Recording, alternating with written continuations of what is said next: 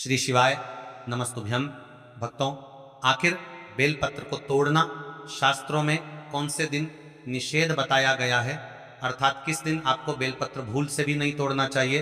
और जो भी लोग शिव जी की आराधना करते हैं, उनका पूजन करते हैं या व्रत करते हैं, तो कौन सा ऐसा दिन है जिस दिन आपको बेलपत्र पहले से ही तोड़कर रख लेने चाहिए। व्रत वाले दिन बेलपत्र को तोड़ा जाता है या नहीं तोड़ा जाता, या फिर अगर आपको बेलपत्र मिल ही नहीं रहा है तब आपको क्या करना चाहिए। देखिए, शिव महापुराण की कथा कहती है कि भगवान शिव पर गंगाजल के साथ साथ बेलपत्र चढ़ाने का भी विधान है।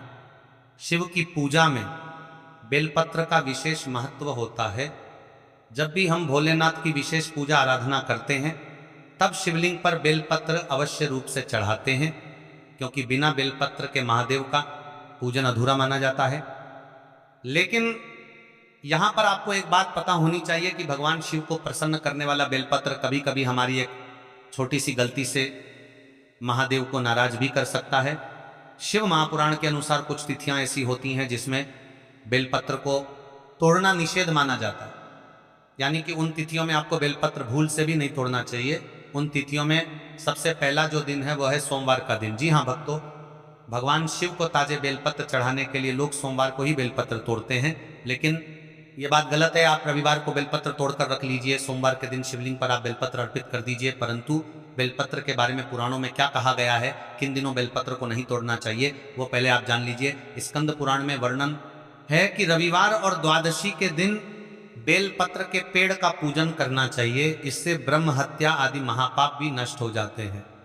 अर्थात आपका कितने से कितना बड़ा पाप हो, यदि बेलपत्र के पेड़ का पूजन किया जाए तो वह नष्ट हो जाता है। इसका पेड़ लगाने से घर में दृढ़ता कभी नहीं आती, और जैसे जैसे पेड़ की वृद्धि होती है, निरंतर लक्ष्मी की भी वृद्धि होती जाती है। तो आपको भी कुछ विशेष तिथियों में बेलपत्री के पेड़ का पूजन अवश्य करना चाहिए। शिव पुराण के अनुसार जिस स्थान में बहुत सारे बेलपत्र के पेड़ हो, वह स्थान काशी के समान पवित्र माना जाता है। वहां हर रोज शिवलिंग की पूजा करने से स्वर्ग की प्राप्ति होती है और सभी परेशानियों का अंत हो जाता है। इसी के साथ शास्त्रों में यह भी बताया गया है कि आपको कौन सी ऐसी तिथियां हैं जिसमें भूल से भी बेलपत्र नहीं तोड़ने चाहिए। जैसे कि हमने आपको सोमवार बताया, सोमवार के दिन आपको बेलपत्र नहीं तोड़ना चाहिए। इसी के साथ बेलपत्र कभी भी चतुर्थी तिथि, अष्टमी तिथि, नवमी, द्वादशी, चतुर्दशी, अमावस्या, पूर्णिमा और संक्रांति, क्योंकि संक्रांति पर सूर्यदेव एक राशि से दूसरी राशि में विचरण करते हैं। इस दिन आपको भूल से भी बेलपत्र नहीं तोड़ना चाहिए।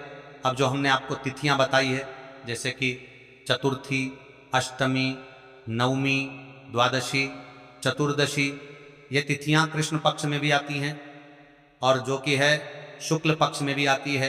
तो इन दोनों पक्षों में आपको इन तिथियों को भूल से भी बेलपत्र को नहीं तोड़ना चाहिए। अब जैसा कि हमने आपको अभी बताया है कि सोमवार के दिन भी बेलपत्र नहीं तोड़ा जाता। अब आप सोच लीजिए, अब आप बेलपत्र कब तोड़ेंगे। जैसे आप मान लीजिए कि रविवार को आप बेलपत्र तोड़ रहे हैं, परंतु आपको तिथि भी देख लेनी है। चतुर्थी, अष्टमी, नवमी, द्वादशी और अमावस्या, ये सारी तिथियां तो नहीं है, और यदि पड़ जाती हैं ये तिथियां तो आपको बेलपत्र नहीं तोड़ना है। तब आप क्या करेंगे, उसका भी समाधान हमारे शास्त्रों में बताया गया है, जो आगे हम आपको बताएंगे। परंतु एक समय भी ध्यान रखिए, बेलपत्र हमेशा दोपहर के 12:00 बजे से पहले पहले ही आपको तोड़ लेना चाहिए। बेलपत्र कभी भी दोपहर के बाद नहीं तोड़ा जाता। तो इसलिए यदि आप पूजन करते हैं, व्रत रखते हैं, तो बेलपत्र आपको दोपहर से पहले पहले तोड़ लेने चाहिए। और इन तिथियों को बेलपत्र तोड़ने से, जो कि हमने आपको तिथियां बताई हैं, इससे भोलेनाथ नाराज होते हैं। इसीलिए कभी भी इन तिथियों में आपको बेलपत्र नहीं तोड़ना चाहिए। अब मन में वही प्रश्न आते हैं कि फिर हमें क्या करना चाहिए, तो उसका भी मैं आपको उपाय बताता हूँ।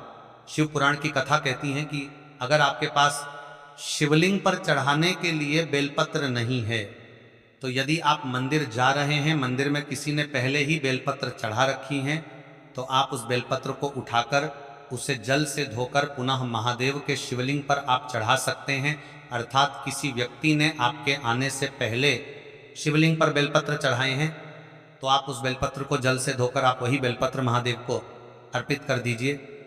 आपको वही पुण्य फल प्राप्त होगा जो कि बेलपत्र के पेड़ पर से बेलपत्र चढ़ाने का माना जाता है। और शिव महापुराण की कथा तो यहाँ तक कहती है कि बेलपत्र को 6 महीने तक बासी नहीं माना जाता है।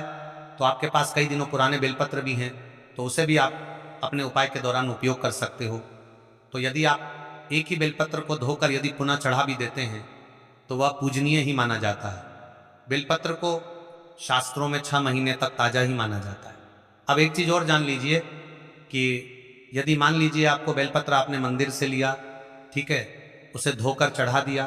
अब यदि आपको लगता है जिस दिन आपका पशुपति व्रत है या सावन में, तो बहुत ही आसानी से बेलपत्र मिल जाते हैं। पर कभी कभी हमारा पशुपति व्रत जो है ये गर्मियों में भी हम रखते हैं और कई बार बेलपत्र नहीं मिल पाते। तब आपको क्या करना चाहिए, देखिए, जब भी आप मंदिर जाते हैं, अक्सर मंदिर में शिवलिंग पर आपको बेलपत्र चढ़े हुए मिल जाते हैं, तो आप उन्हें महादेव से प्रार्थना करके उठा लें और इन्हें अपने घर लाकर धोकर एक डिब्बी में एक आप अच्छा साफ सुथरा रुमाल बिछा लीजिए। उन बेलपत्रों को धोकर उस डिब्बी में रख के ढक्कन बंद करके आप अपने फ्रिज में रख दीजिए। तो आप खुद देखेंगे कि बेलपत्र 3-4 दिन तक वो ताजे ही लगेंगे, वो बासी नहीं होते और ख़राब भी नहीं होते हैं। तो यदि आप मंदिर जा रहे हैं, वहाँ से बेलपत्र लाकर आप धोकर रख लीजिए फ्रिज में, तो आप इस तरह से भी उपयोग कर सकते हैं। यदि आपको बेलपत्र नहीं मिलते हैं, तो क्योंकि यदि आप मार्केट जा रहे हैं आपको नहीं बेलपत्र मिलते हैं रहा है, तब आप क्या करेंगे, देखिए, यदि आपके पास बेलपत्र ज़्यादा हैं और वह अच्छी क्वालिटी में हैं, तो आप उन्हें सुखा के उसका पाउडर भी बना सकते हैं। तो यदि बेलपत्र नहीं मिल रहा है तो आप बेलपत्र का चूर्ण भी चढ़ा सकते हैं, वो भी मान्य होता है। शास्त्रों में यदि शिव महापुराण में आपने सोमनी के चरित्र का वर्णन सुना है, तो आपको पता होगा सोमनी के हाथ से 3 दिन तक बेलपत्र सूखी हुई उड़कर शिवलिंग पर गई थी। उससे भी उनके पाप नष्ट हुए थे और उन्हें शिवलोक की प्राप्ति हुई थी। तो इस तरह आप सूखा बेलपत्र भी, परंतु खंडित नहीं होना चाहिए, आप चढ़ा सकते हैं या उसका पाउडर भी चढ़ा सकते हैं, दोनों ही चीज़ें मान्य होती हैं। और यदि आपके घर पर शिवलिंग है, आप रोज बेलपत्र ही नहीं चढ़ा सकते, तो एक छोटी सी चांदी की बेलपत्र भी आप शिवलिंग के ऊपर अर्पित कर सकते हैं, जो कि बार बार बदलने की ज़रूरत आपको नहीं पड़ेगी। तो आप इस तरह से यह कार्य भी कर सकते हैं। इसी के साथ यदि आपके बहुत प्रयास से भी आपको बेलपत्र नहीं मिलते हैं, तो आप बिल्कुल भी परेशान मत होइएगा।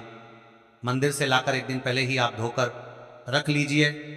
नहीं भी मिल पा रहे हैं और यदि उपलब्ध हो जाते हैं तो बहुत अच्छी बात है। और एक चीज़ आपसे अवश्य कहना चाहूँगा कि घर में अपने एक बेलपत्र का पौधा आप अवश्य लगाइए, वही धीरे धीरे बढ़ने लग जाता है, तो आपको कहीं बाहर से बेलपत्र खरीदने की आवश्यकता नहीं पड़ेगी। और घर के आंगन में बेलपत्र का पेड़ लगाने से घर पाप नाशक और यशस्वी हो जाता है। अगर पेड़ घर के उत्तर और पश्चिम दिशा में लगा हो तो इससे यश बढ़ता है। घर के उत्तर और दक्षिण दिशा में पेड़ हो तो सुख और शांति बढ़ती है, और साथ ही साथ परिवारजनों के बीच में मधुर संबंध और मधुर जीवन व्यापन होता है।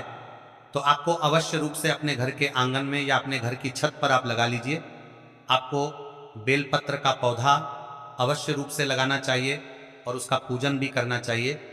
और हाँ दोस्तों, यह आवाज़ पूज्य गुरुदेव की नहीं है, लेकिन जिन शब्दों में गुरुदेव ने ये जानकारी दी है, तो इसे हमने आपके साथ बिल्कुल आसान शब्दों में साझा की हैं। वीडियो पसंद आई हो तो वीडियो को लाइक और चैनल को सब्सक्राइब जरूर करें और कमेंट बॉक्स में हर हर महादेव जरूर लिखें।